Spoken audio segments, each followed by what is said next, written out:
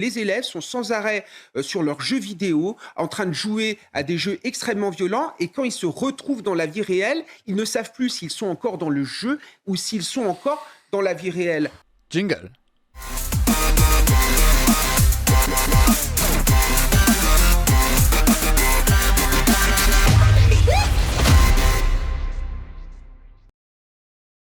Qu'est-ce que le PEGI ? Alors PEGI, c'est l'acronyme de Pan-European Game Information.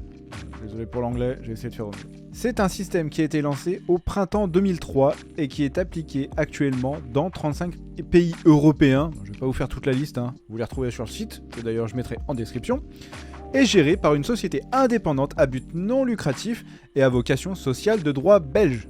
C'est-à-dire que la société est basée en Belgique et pour tout ce qui est société basée dans un pays, c'est la loi du pays en vigueur qui s'applique. Et il faut savoir que donc, nous sommes en 2023 et cette institution va fêter les 20 ans cette année. Donc, happy birthday. Ensuite, comment cette organisation est gérée ? Un conseil PEGI existe, composé de plein de représentants de pays européens. Voilà, donc c'est un consortium de différents représentants de tous ces pays européens, voilà, qui se sont réunis, qui représentent l'Europe et une grande partie de ses adhérents, et comprend donc des personnes aussi qui sont rattachées à divers métiers, comme par exemple des fonctionnaires, des spécialistes des médias, des psychologues et des conseillers juridiques spécialisés dans la protection des mineurs en Europe. Évidemment, c'est une institution européenne. Ça ne concerne pas que la France. Et elle est présidée par Beate Vagé, c'est la présidente, désolé pour la prononciation, moi j'arrive pas, voilà. C'est une norvégienne, alors désolé, j'ai un peu de mal avec la prononciation norvégienne, et elle fait partie du Norwegian Media Authority. Dans quel domaine s'applique le PEGI ?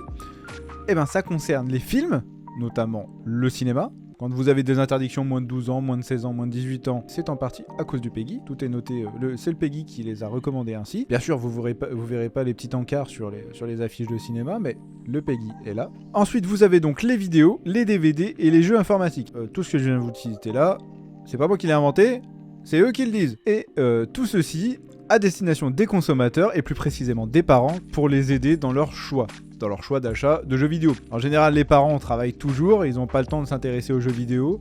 Entre la vie de famille, il faut laver les enfants avant d'aller se coucher, il faut prendre la douche, faut faire à manger, machin et tout. Enfin bref, en fonction des tâches ménagères, de la vie de famille, des soucis des uns et des autres, c'est toujours très compliqué de pouvoir s'attarder en plus à tout ça aux jeux vidéo. Donc le PEGI est là pour répondre à ce besoin, pour que l'adulte qui arrive dans un magasin ou sur un site internet puisse se dire en 2 secondes « Je voudrais acheter un jeu pour mon enfant », mais je ne sais pas lequel prendre. Et en fonction des âges, il peut aisément choisir ce qui pourrait être jouable pour son enfant sans danger. Donc, pas oublier non plus que quand on joue à un jeu vidéo, le but du jeu, c'est pas de se mettre en danger, ni de mettre en danger les autres, donc ni de traumatiser ses enfants. On essaie toujours de jouer à des jeux qui sont bien pour le mental. Et donc, la signalétique PEGI considère l'adéquation de l'âge d'un jeu, pas le niveau de difficulté du jeu. C'est-à-dire que si vous voyez 18 sur un jeu, c'est pas parce qu'il faut être adulte, enfin, il faut être adulte pour y jouer, mais c'est pas parce que le jeu est dur. Le jeu peut être très dur pour les enfants et très simple pour les adultes. Il peut y avoir des jeux dans ce cas de figure-là. Le chiffre qui est annoncé, c'est l'âge, pas le niveau de difficulté d'un jeu. Ça c'est chacun sera son propre avis là-dessus. Et donc, nous avons différentes classes d'âge, 7, 12, 16, 18. Nous avons aussi des classes de genre présentes dans les jeux, c'est-à-dire que non seulement c'est classé par âge, mais c'est classé aussi par catégorie, parce qu'il y a des jeux qui rentrent dans certains genres assez spécifiques et il faut le prendre en compte. Notamment tout ce qui est genre de violence, langage grossier, peur, jeux de hasard, sexe, drogue, discrimination et achat intégré. Et oui, parce que maintenant il y a trop de parents qui se sont fait avoir par les gamins qui disent papa, maman, file-moi ta CB là, je vais acheter un petit skin là à 20 balles. Et puis 3 mois plus tard, en fait, ses parents se rendent compte qu'en fait le gamin il a dépensé 3000 balles. Voilà, c'est un peu la galère quoi. Il y a plein d'histoires qui arrivaient comme ça, pas forcément pour le jeu vidéo, mais sur les téléphones portables par exemple, dans les stores. Il y a plein d'histoires qui sont arrivées comme ça, donc maintenant, ça c'est quand même cool d'y avoir intégré. C'est de la prévention pour éviter aux parents d'avoir des ennuis financiers plus tard. Il faut savoir que le système est reconnu dans toute l'Europe, dans le cadre de la protection de l'enfance, je l'ai dit un peu plus tôt, et que au Royaume-Uni, en 2008, alors dans un rapport qui était sorti en 2008, le rapport Nielsen, si je me souviens bien, au Royaume-Uni, il y a 37% de la population âgée de 16 à 49 ans qui se décrit comme des joueurs actifs. toutes plateformes confondues, PC, console portable, etc. Et en 2008, en Espagne et en Finlande, 28% de la population âgée de 16 et 49 ans sont définis comme des joueurs actifs. Ça varie en fonction des pays, il y a des pays qui jouent plus que d'autres, ça dépend un petit peu de pas mal de facteurs, on va pas non plus tout détailler là parce qu'on n'est pas là pour faire un cours de sociologie hein, et d'étudier des sociétés en particulier, mais c'était pour faire voilà, un petit point par rapport au PEGI. N'oubliez pas la vidéo que vous avez vue en intro juste avant, gardez-la très précieusement en tête. Donc après moi j'aimerais insister sur un deuxième point dans cette vidéo, c'est le rôle des parents ou des tuteurs légaux. Hein. Bon, malheureusement ça peut arriver qu'on n'ait pas forcément ses parents autour de soi, mais bon, le rôle des parents et des tuteurs légaux par rapport à ça. Pourquoi il y a le PEGI? Alors déjà, on va donner la définition d'un mineur. On va repartir aux sources, on va donner les bases. Alors déjà, ça n'a rien à voir avec les mines de charbon. Hein. Un mineur dans les mines de charbon, non, rien à voir. Un mineur, c'est une personne qui n'est pas majeure. Hein. Il faut qu'on soit bien d'accord, hein. Pas de blague dans les commentaires, s'il vous plaît. Hein. Mais bon, vous avez le droit quand même. Vous avez le droit de marquer des commentaires quand même. C'est la définition hein, du Larousse. Merci tonton Larousse.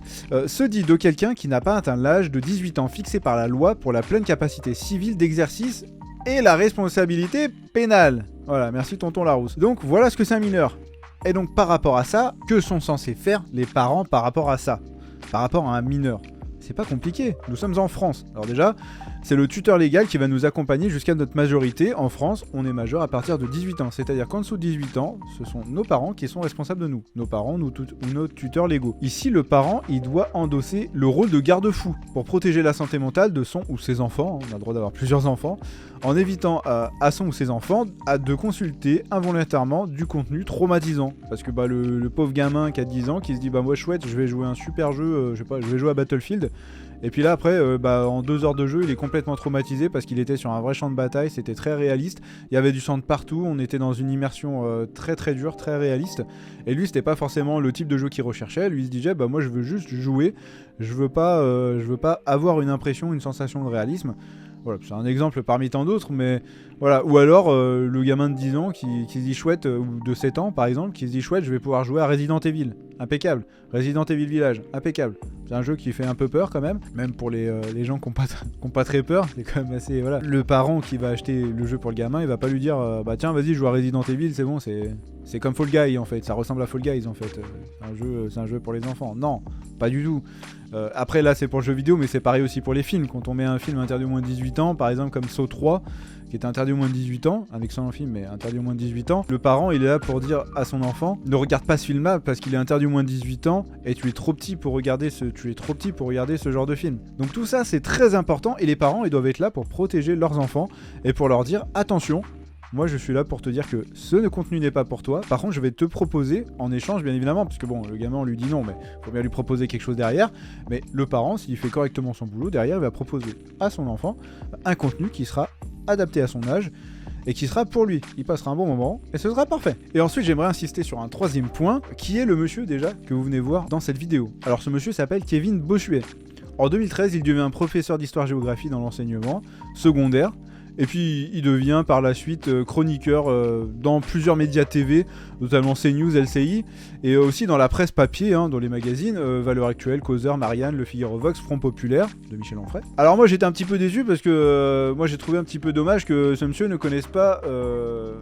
n'ait pas trop étudié la science des jeux vidéo quand même. Pour quelqu'un qui est professeur, qui peut être professeur d'histoire-géographie, le jeu vidéo fait partie de l'histoire. Maintenant, ça y est, c'est bon. Le jeu vidéo, depuis les années 70, a été popularisé avec Pong. Ça y est, le jeu vidéo, il y a eu 30 ans de jeux vidéo, maintenant on sait à quoi s'attendre. Il y a une vraie histoire, il y a des vraies anecdotes, il y a vraiment un vrai background.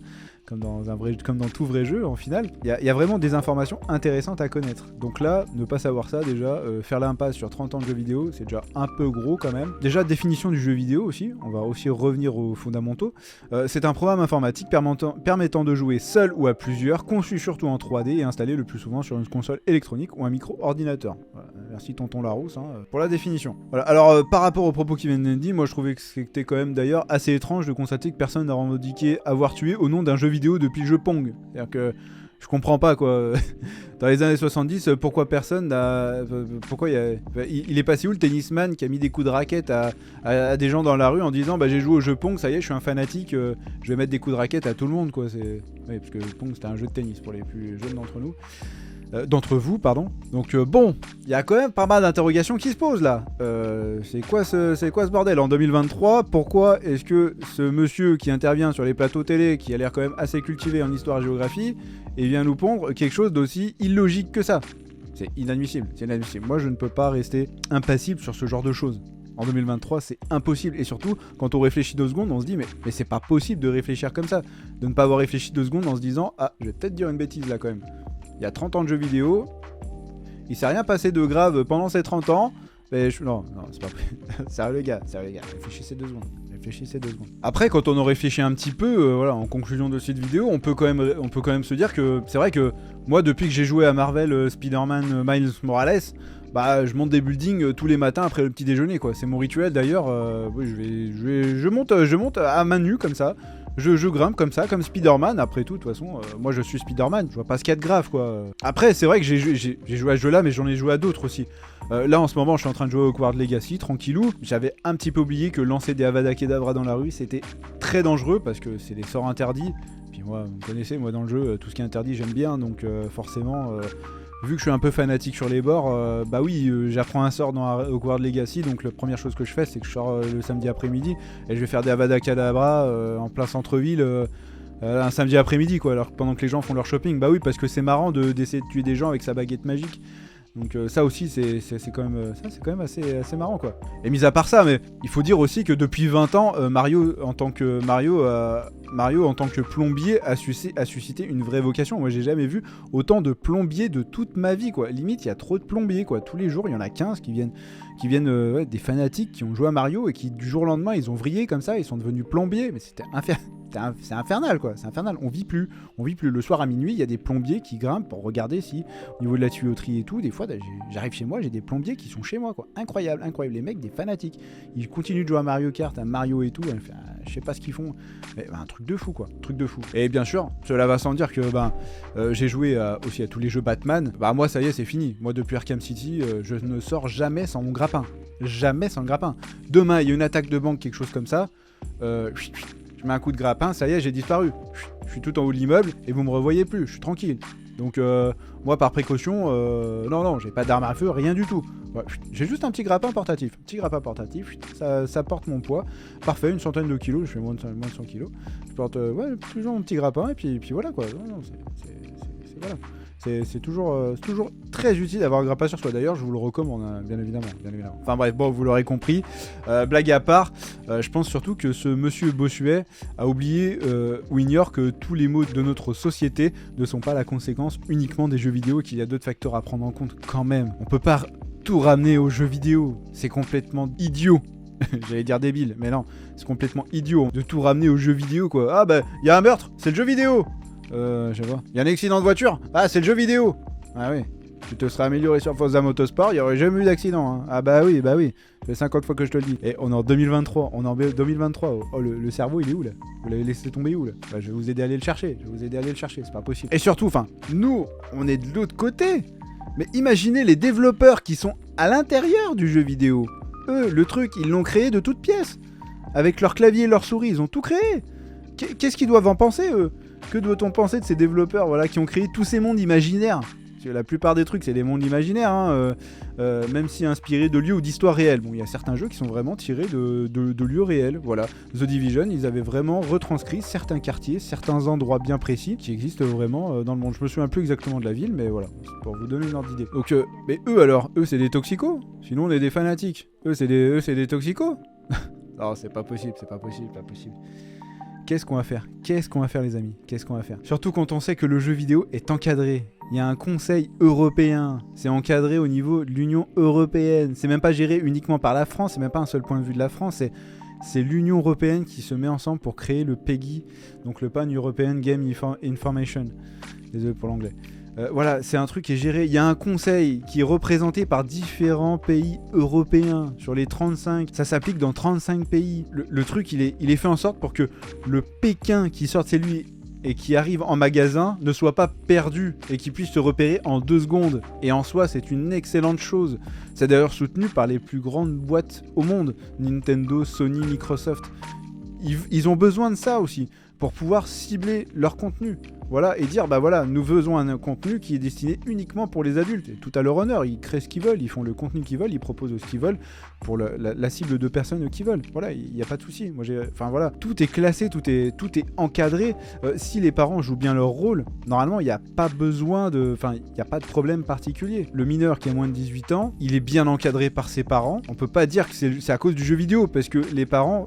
préventivement grâce au PEGI, adaptent les jeux en fonction de leurs enfants. Donc là, il y a quand même un hic, c'est quand même pas très logique tout ça. Alors je pense que, pour terminer, on va terminer sur cette dernière phrase-là, je pense que lorsqu'on ne connaît pas le sujet de fond, il vaut mieux se taire, parce que de l'ignorance, peut découler le ridicule.